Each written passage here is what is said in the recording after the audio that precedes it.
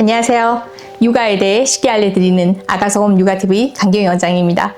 아기를 겨우 재워서 내려놓으면 갑자기 팔을 번쩍 들면서 깨는 모습을 많이 보셨을 거예요. 이건 모로반사 때문인데요.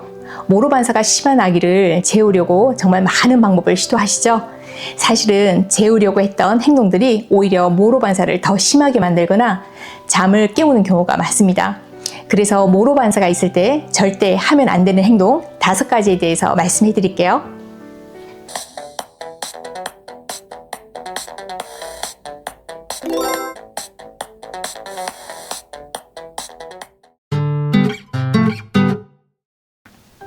모로반사는 아기가 누워 있을 때 큰 소리가 나거나 머리나 몸의 위치가 갑자기 변하면 팔, 다리를 벌리고 손가락을 쭉 펼쳤다가 다시 모으는 반사 행동입니다. 출산 직후부터 뚜렷해졌다가 생후 1에서 2개월 정도의 정점을 찍고 3개월 이후 줄어들고 5에서 6개월 전후가 되면 거의 사라져요.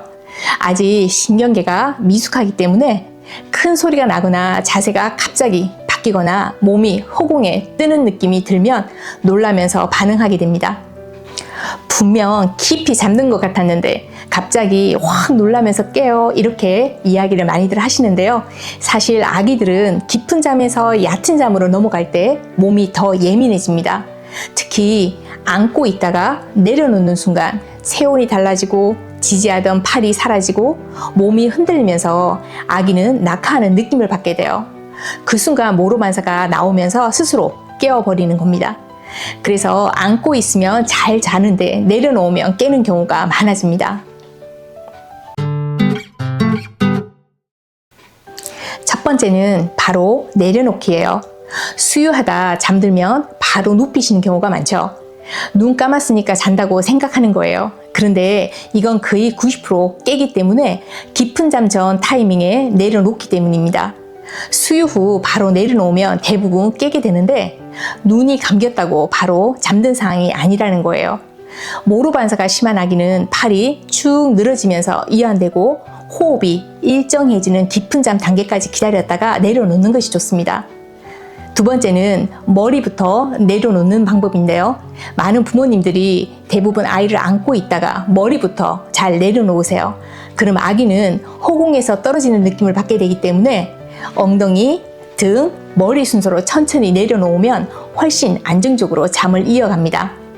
세 번째는 속삭이 없이 재우는 방법인데 요즘 속삭이를 답답해 보인다고 안 하시는 경우들도 있어요. 하지만 아기는 엄마 뱃속에 있을 때는 몸이 좁은 공간에 안정적으로 지지되어 있었기 때문에 그래서 속삭이나 스와드를 이용해 팔을 안정적으로 감싸주면 모로반사가 줄어듭니다. 단 너무 꽉 조이지 않고 고관절은 자유롭게 움직일 수 있을 정도로 아이를 감싸주세요. 네 번째로는 내려놓고 바로 손을 떼는 동작입니다. 내려놓고 손을 바로 떼면 대부분 아기들이 깨게 되는데 안고 있다가 갑자기 저촉이 사라지거나 아기가 또 낙하하는 느낌이 들기 때문이에요. 내려놓은 뒤 가슴이나 배를 10초 정도 지그시 눌러주세요. 체온과 압박감이 유지되면서 훨씬 안정적으로 잠을 이어갑니다. 다섯째는 계속 안아서 재우기인데 이것이 가장 많이 실수하는 거예요. 안으면 잘 자니까 계속 안아서 재우게 되는 거예요. 당장은 편합니다. 하지만 반복되면 바닥에서는 절대 못 자는 아기가 되기 때문이에요. 모로반사는 시간이 지나면 자연스럽게 줄어들지만 잠드는 방식은 습관적으로 남기 때문이에요.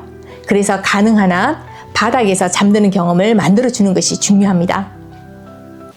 오늘 영상 내용을 다시 한번 정리해 볼게요.